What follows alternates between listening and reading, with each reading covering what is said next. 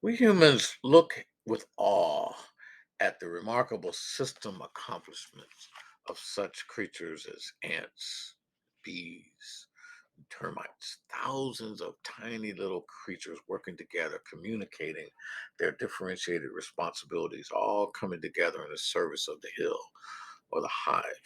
Yet their accomplishments, as amazing as they are dwarfed by our own. We humans are the most social of all creatures, and accomplishments of our systems are truly astounding. The products we make, the services we provide, the foods we produce, the art we create, the knowledge we generate, the technology we develop. Yet, there's a paradox. Human systems, organizations, families, nations, in addition to their amazing accomplishments, persist in living out self limiting and often destructive stories. How can leaders solve this paradox? When the destructive consequences occur, breakdowns in relationships, disintegrations of systems, turf wars, cold wars, ethnic wars, culture wars. Members attribute these consequences to their particular circumstances, to the personal characteristics of the leaders involved, or to the unique nature of their particular systems, although the same stories have been played out in the wildest varieties of systems and in a full spectrum of circumstances and with players of all personality types. Yes, we are system creatures. Our hearts and minds are shaped by the structure and processes of the whole system that we are a part.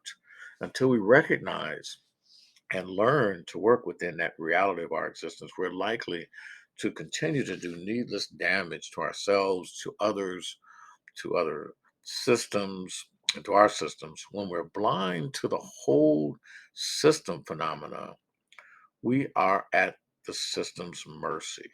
Only when we see and understand these phenomenon are we able to create sane and healthy social systems for all mankind. The development of system sight and the possibilities of such sight offers for creating sane, healthy, creative, and less destructive human systems is a worthy challenge for us humans and a step up the evolutionary ladder. I've learned many things from my experiences as a professor, as a consultant, traveling and working with doctoral students. Lessons from the heart and lessons for the head. I want to focus on lessons from the heart. Lessons from the head provide or provisions of knowledge, but lessons from the heart really points to the freedom aspect that I'm talking about.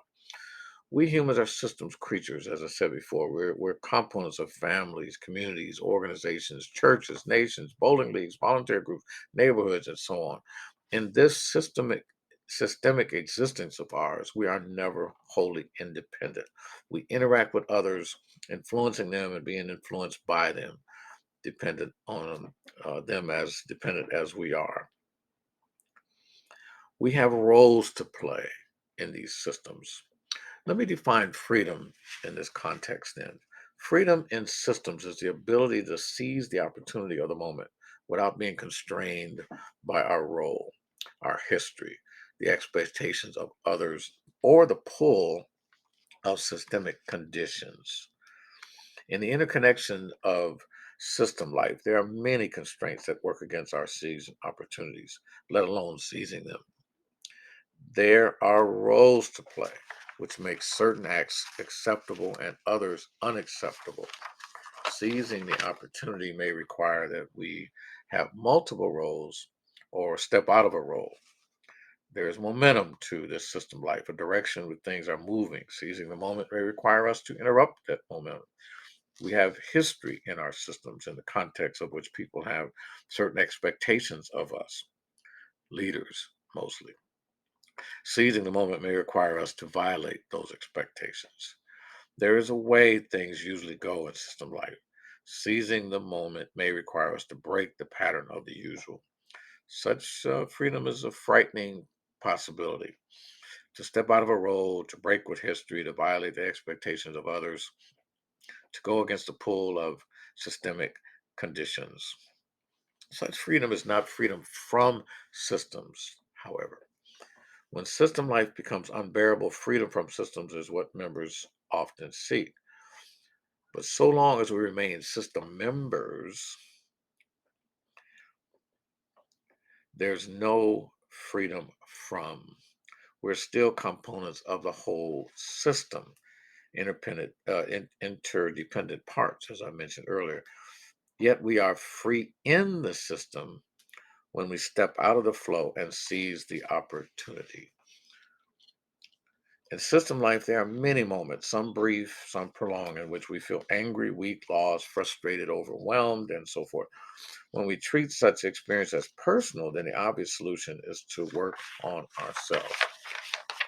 I have read many, many books by leaders like Tom Peters, James McGregor Burns, James Kuzitz, Barry Posner, Abraham Maslow, the psychologist, or Maxwell, the author, speaker, and pastor.